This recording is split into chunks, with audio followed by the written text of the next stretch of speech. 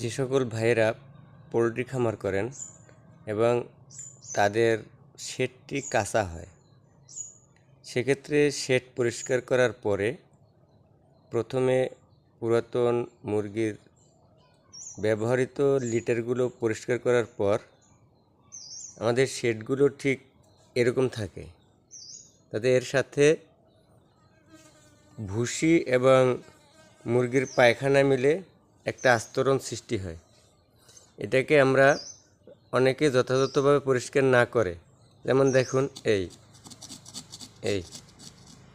আলগা হয়ে যাচ্ছে।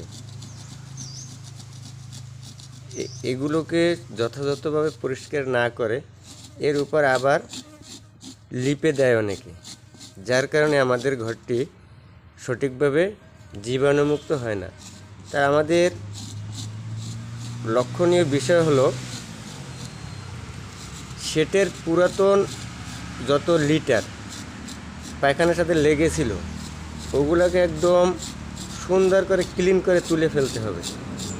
আর এটা তুলে ফেলার জন্য আরেকটা কাজ আছে এখানে, সেটা হলো অ্যান্টিসেপটিক দ্বারা, মেশিন দ্বারা এটাকে ভিজিয়ে নেবেন।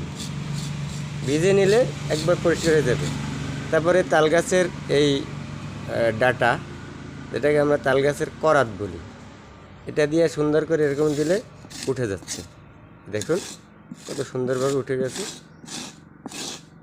এবার জায়গাটা একবার প্লেন হয়ে গেল। এটাকে আমরা আবার যথাযথভাবে লেপন করব।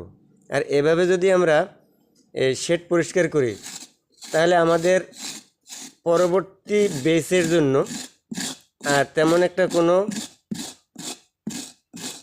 রোগ জীবাণুর আক্রমণ না হওয়ার সম্ভাবনা অনেকাংশেই বেশি। আর এভাবে যদি শেড পরিষ্কার না করে আমরা যত্রতত্রভাবে